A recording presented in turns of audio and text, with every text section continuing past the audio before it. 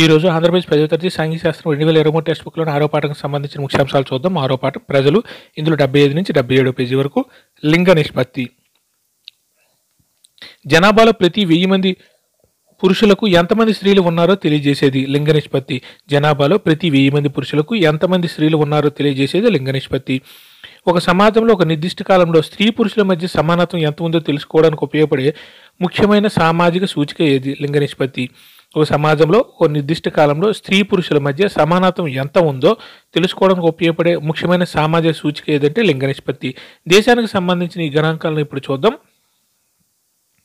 భారతదేశంలో పురుషుల కంటే ఎప్పుడు స్త్రీల సంఖ్య తక్కువగానే ఉంది. ఈ స్త్రీ పురుష నిష్పత్తి లేదా లింగ నిష్పత్తి ఆందోళన కలిగించే విషయం. ఎందుకంటే ఇది దేనిని వెల్లడి చేస్తుందంటే స్త్రీల పట్ల ఉన్న వివక్షతను వెల్లడి చేస్తుంది. భారతదేశంలో పురుషుల కంటే స్త్రీలు సంఖ్య తక్కువగానే ఉంది. ఈ స్త్రీ పురుష నిష్పత్తి లేదా లింగ నిష్పత్తి ఆందోళన కలిగించే విషయం. ఎందుకంటే ఇది దేనిని వెల్లడి చేస్తుందంటే స్త్రీల పట్ల ఉన్న వివక్షతను వెల్లడి చేస్తుంది. మహిళలకు ప్రత్యేకించి బాలికలకు విద్యా అభివృద్ధిలో ఎటువంటి అవకాశాలు లభించడం లేదంటే సమాన అవకాశాలు. మహిళలకు ప్రత్యేకించి బాలికలకు విద్యా అభివృద్ధిలో ఎటువంటి అవకాశాలు లభించడం లేదంటే సమాన అవకాశాలు లభించడం లేదు. అత్యంత మౌలికమైన పోషకాహారం, శిశు సంరక్షణ, వైద్యం వంటి వాటిల్లో కూడా ఎవరు వివక్షతకు గురవుతున్నారంటే మహిళలు. అత్యంత మౌలికమైన పోషకాహారం, శిశు సంరక్షణ, వైద్యం వంటి వాటిల్లో కూడా ఎవరు వివక్షతకు గురవుతున్నారంటే మహిళలు. అంటే మగపిల్లలకు ఇవి అందిందంతగా ఆడపిల్లలకు అందించడం లేదు. ఒకే కుటుంబం లోపల ఇది జరుగుతుంది. ఏది అన్నిసార్లు బయటకు కనబడదంటే ఇటువంటి వివక్షత. అంటే ఈ ఆడవాళ్ళకి మగవాళ్ళకి మధ్య ఉండే వివక్షత అన్నిసార్లు మనకి కనిపించదు. వివక్షత ఉందని ఎవరు ఒప్పుకోరు. అయితే మొత్తం జనాభాలో ఇది జరుగుతుందని మనం ఎలా చెప్పగలమంటే ఒకే పరిస్థితులు ఉంటే మగపిల్లల కంటే ఎవరు ఎక్కువ మనగలుగుతారని వైద్య పరిశోధనలు చెబుతున్నాయంటే ఆడపిల్లలు. ఒకే పరిస్థితులు ఉంటే మగపిల్లల కంటే ఎవరు ఎక్కువ మనగలుగుతారని వైద్య పరిశోధనలు చెబుతున్నాయంటే ఆడపిల్లలు. అంటే ఏమి లేకపోతే మగపిల్లల కంటే ఆడపిల్లల సంఖ్య ఎక్కువగా లేదా సమానంగా ఉండాలంటే వివక్షత. అంటే ఏమి లేకపోతే మగపిల్లల కంటే ఆడపిల్లల సంఖ్య ఎక్కువగా లేదా సమానంగా ఉండాలంటే వివక్షత లేకపోతే. సెన్సెక్స్ సర్వే నుంచి మనకు మరో విషయం కూడా తెలుస్తుంది. భారతదేశంలో ప్రతి 100 మంది మగపిల్లలకు ఎంతమంది ఆడపిల్లలు పుడుతున్నారంటే 103 మంది. సెన్సెక్స్ సర్వే నుంచి మనకు మరో విషయం కూడా తెలుస్తుంది. భారతదేశంలో ప్రతి 100 మంది మగపిల్లలకు ఎంతమంది ఆడపిల్లలు పుడుతున్నారంటే 103 మంది ఆడపిల్లలు పుడుతున్నారు. కానీ మగపిల్లల కంటే ఎక్కువ సంఖ్యలో ఆడపిల్లలు చనిపోతున్నారు. ఏ వయసులో బతికి కట్టిన మగపిల్లల సంఖ్య కంటే ఆడపిల్లల సంఖ్య చాలా తక్కువగా ఉందని సెన్సెక్స్ చెప్తుంది. అంటే 0 నుంచి 5 సంవత్సరాల వయసులో ఏ వయసులో బతికి బట్టగట్టిన మగపిల్లల సంఖ్య కంటే ఆడపిల్లల సంఖ్య చాలా తక్కువగా ఉందని సెన్సెక్స్ చెప్తుందంటే 0 నుంచి 5 సంవత్సరాల వయసులో. ఆడపిల్లలు బతకడానికి ఎక్కువ అవకాశాలు ఉన్నప్పటికీ ఇలా జరుగుతుందంటే దేనిలో ఏదో వివక్షత ఉండాలంటే వారి పోషణ సంరక్షణలో. ఆడపిల్లలు బతకడానికి ఎక్కువ అవకాశాలు ఉన్నప్పటికీ ఇలా జరుగుతుందంటే దేనిలో ఏదో వివక్షత ఉండాలంటే వారి పోషణ సంరక్షణలలో. గణాంకాలను పోల్చడం ద్వారా మరొక రుజువు దొరుకుతుంది. మహిళలకు సమానత్వం, సమాన అవకాశాలు కల్పించిన సమాజాలను లేదా ప్రాంతాలను చూసినట్లయితే వాటి ఏంటి వేరుగా ఉంటుందంటే లింగ నిష్పత్తి వేరుగా ఉంటుంది. గణాంకాలను పోల్చడం ద్వారా మరొక రుజువు దొరుకుతుంది. మహిళలకు సమానత్వం, సమాన అవకాశాలను కల్పించిన సమాజాలను లేదా ప్రాంతాలను చూసినట్లయితే వాటి ఏంటి వేరుగా ఉంటుందంటే ఆ ప్రాంతాల్లో లింగ నిష్పత్తి అనేది వేరుగా ఉంటుంది. సమాన అవకాశాలు కల్పించిన ప్రాంతాల్లో లింగ నిష్పత్తి అనేది వేరుగా ఉంటుంది. స్త్రీ పురుషుల మధ్య అసమానతలు ఉండి పురుషులకు అనుకూలంగా స్త్రీల పట్ల వివక్షతో వ్యవహరించే ప్రాంతాల్లో లింగ నిష్పత్తి ఎలా ఉంటుందంటే అసమానంగా ఉంటుంది. స్త్రీ పురుషుల మధ్య అంటే పురుషులకి స్త్రీలకి మధ్య అసమానంగా ప్రవర్తించిన, పురుషులకు అనుకూలంగా ఉండి స్త్రీల పట్ల వివక్షత చూపించిన ఆ ప్రాంతాల్లో ఈ లింగ నిష్పత్తి అంటే పురుషులకి స్త్రీల మధ్య ఉండే నిష్పత్తి ఎలా ఉంటుందంటే అసమానంగా ఉంటుంది. అంటే పురుషులు ఎక్కువ మంది ఉంటారు, స్త్రీలు తక్కువ మంది ఉంటారు. ఆ ప్రాంతాల్లో అధిక ఆదాయాలు ఉన్నా ఇలా జరగవచ్చు. ఉదాహరణకు ఈ క్రింద ఇచ్చిన గణాంకాలు చూడండి. లింగం నిష్పత్తి ఇది 2011 డేటా. హర్యానాలో 879 మంది. ఇక్కడ ప్రతి 1000 మంది పురుషులకు స్త్రీలు అనమాట. హర్యానాలో 1000 మంది పురుషులకు ఎంతమంది ఉన్నారంటే 879 మంది స్త్రీలు ఉన్నారు. అదే పంజాబ్లో 895 మంది ఉన్నారు. ఆంధ్రప్రదేశ్లో 993 మంది ఉన్నారు. కేరళలో 1034 1034 మంది ఉన్నారు. అమెరికాలో 1050 1050 మంది ఉన్నారు. అమెరికాలో ప్రతి 1000 మంది పురుషులకు హర్యానాలో 879 మంది ఉన్నారు. పంజాబ్లో 895 మంది ఉన్నారు. ఆంధ్రప్రదేశ్లో 993 మంది ఉన్నారు. కేరళలో 1034, అమెరికాలో 1050 స్త్రీలు ఉన్నారు ప్రతి 1000 మంది పురుషులకు. ఇదే లింగ నిష్పత్తి. తర్వాత భారతదేశ జనాభా స్త్రీ పురుష నిష్పత్తి విజయ సంవత్సరాలు ఎలా ఉంది అంటే 10-15 సంవత్సరాలుగా దశాబ్దానికి చూస్తాం కదా, అది చూశారు. 1951లో 946 మంది, 1961లో 941 మంది, 1971లో 930 మంది, 1986 934 మంది, 1991 929 మంది, 2001లో 933, 2011 వచ్చేసరికి 943. మ్యాక్సిమం 1951కి వచ్చేసరికి 51 నుంచి 2011కి వచ్చేసరికి ఈ సంఖ్య బాగా పెరిగింది. 2001 నుంచి 2011 మధ్యలో 933 నుంచి 943, అంటే 1951లో ఎంత ఉండేదో 2011 వచ్చేసరికి దగ్గర దగ్గర ఒక ముగ్గురు తక్కువగానే 943కి పెరిగింది. 946 ఉండేది 943కి 2011లో పెరిగింది. భారతదేశంలో ఏ ప్రాంతాల్లో లింగ నిష్పత్తి మెరుగ్గా ఉందంటే కేరళ వంటి కొన్ని ప్రాంతాలలో. భారతదేశంలో ఏ ప్రాంతాల్లో లింగ నిష్పత్తి మెరుగ్గా ఉందంటే కేరళ వంటి కొన్ని ప్రాంతాలలో. అదే మరికొన్ని ప్రాంతాల్లో ఈ నిష్పత్తి తక్కువగా ఉంది. ఆడపిల్ల కంటే ఎవరు పుట్టారని కోరుకునే లింగ వివక్షత భారతదేశంలో ఇప్పట్లో పోయే సూచనలు కనబడట్లేదంటే మగపిల్లవాడు. అదే మరికొన్ని ప్రాంతాల్లో ఈ నిష్పత్తి తక్కువగా ఉంది. ఆడపిల్ల కంటే ఎవరు పుట్టాలని కోరుకునే వాళ్ళు కోరుకునే లింగ వివక్షత భారతదేశంలో ఇప్పట్లో పోయే సూచనలు మనకు కనబడలేదంటే మగపిల్లవాడు. ఆడపిల్లవాడు పుట్టకూడదు, మగపిల్లలు మాత్రమే పుట్టాలని లింగ వివక్షత భారతదేశంలో ఎప్పటికి కూడా పోదు. మగపిల్లలకు ఎక్కువ ప్రాధాన్యత ఇవ్వడం వల్ల మగపిల్లల్లో కంటే ఆడపిల్ల వేడి శాతం ఎక్కువగా ఉందంటే మరణాల శాతం. కొంతమంది భ్రూణ హత్యలు జరుగుతూ ఉంటాయి, అంటే గర్భవతిగా ఉన్నప్పుడే చంపేస్తూ ఉంటారు. ఆడపిల్లలు బయటికి తెలిసేసరికి ఆడపిల్ల వద్దు మగపిల్ల కావాలని వాళ్ళు చంపేస్తూ ఉంటారు అనమాట, భ్రూణ హత్యలు. అలాగే మగపిల్లల సంఖ్య పెరుగుతూ ఉంటుంది, ఆడపిల్లల సంఖ్య తగ్గిపోతూ ఉంటుంది.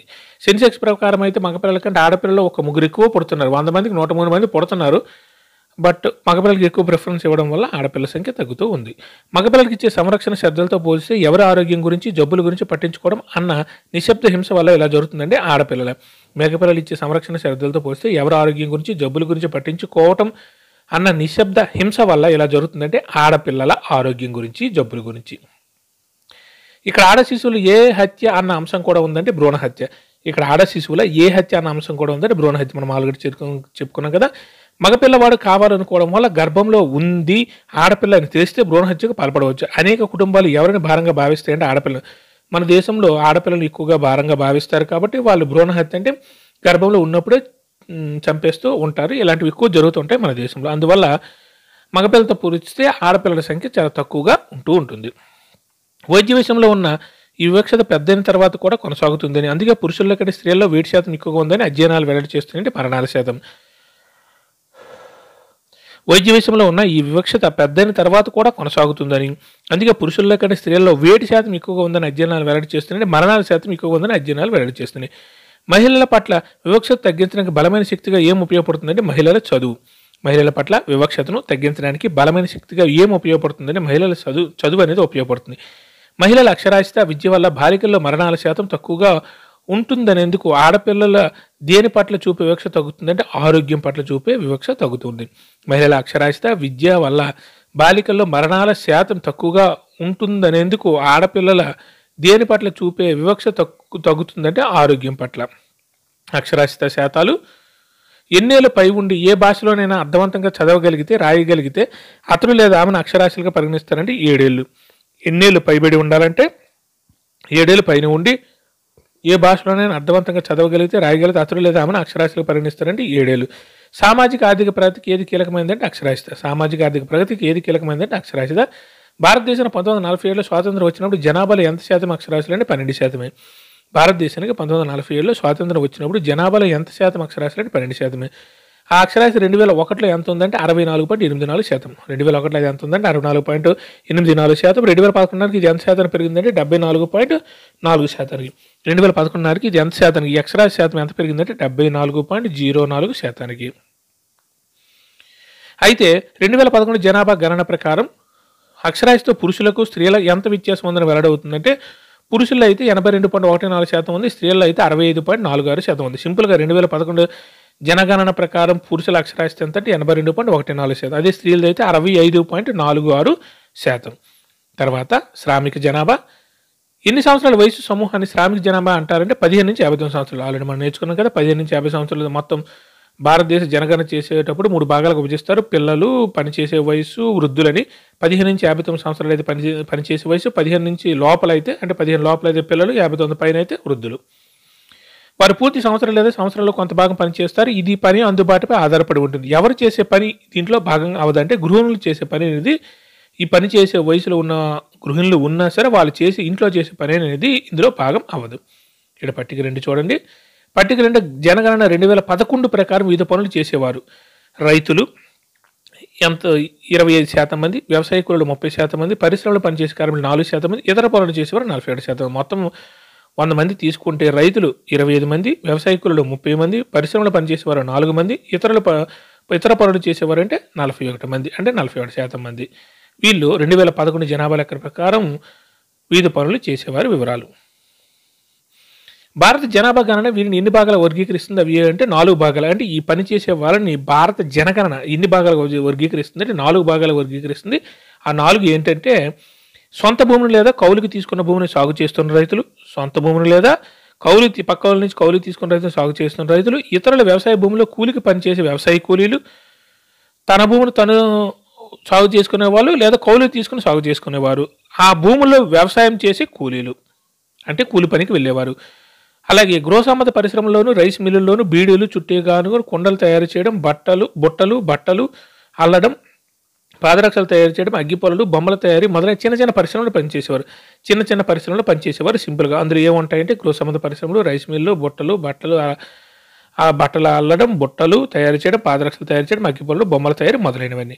అలాగే ఫ్యాక్టరీలు, వ్యాపార వాణిజ్య సంస్థలు, రోజు కూలీలు, ఇతర వ్యక్తుల వారు, ఫ్యాక్టరీలో పనిచేసేవారు, వ్యాపార వాణిజ్య సంస్థల వారు, రోజు కూలీలు, ఇతర వృత్తుల వారు కూడా ఇంకో భాగం అనమాట. మొత్తం 4 భాగాలు మన జనగణన ప్రకారం ఈ 4 భాగాలు విభజిస్తారు. Thank you.